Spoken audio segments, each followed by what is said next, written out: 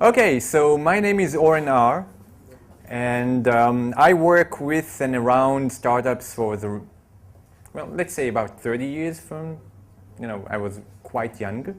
And what I will talk today is about why your product is not your product. Now, there's a little bit about me, but that's not really important.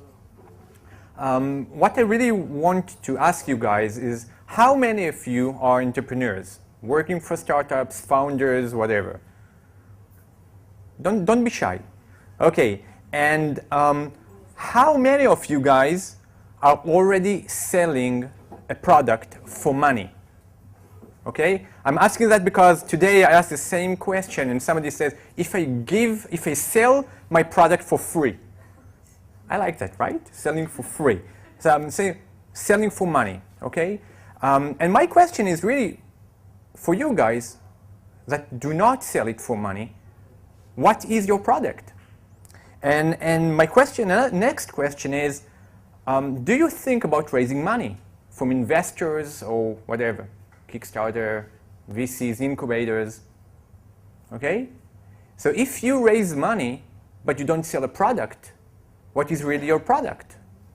Because what I see in many startups, they are really, especially in Israel, they are really very focused on the product, right? What do you do? Well, I do these applications that help people not to be obese, right? This is what we heard on that.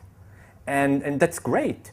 But a lot of times, especially in the early stages of the startups, what you really do is you work on your product, but you sell to the investors, right? Because fundraising is really selling a part of your startups to those people which their business is to buy parts of your startups and make money out of it. So if you look at that, what is your product?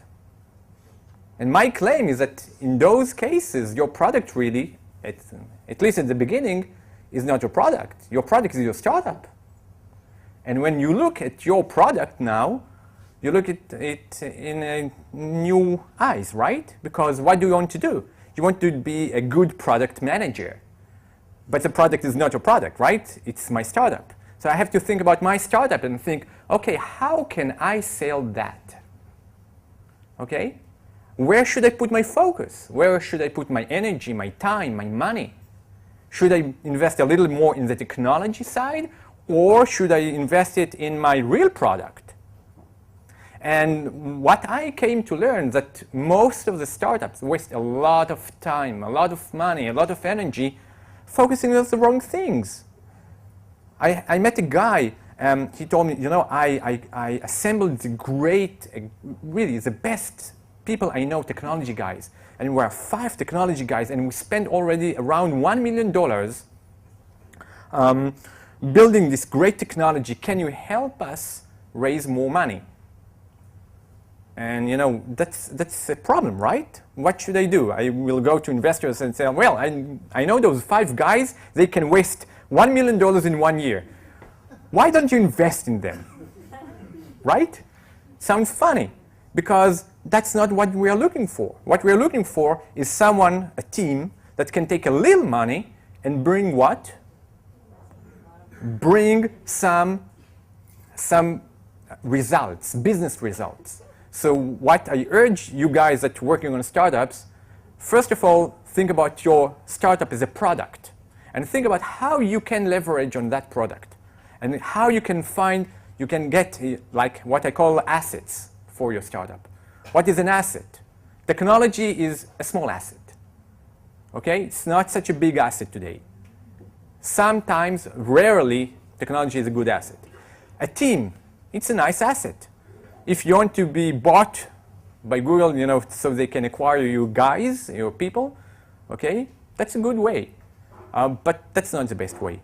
The best way to do it is to show that you can really get real business assets like customers, like traction in the market, people talking about you, partnerships.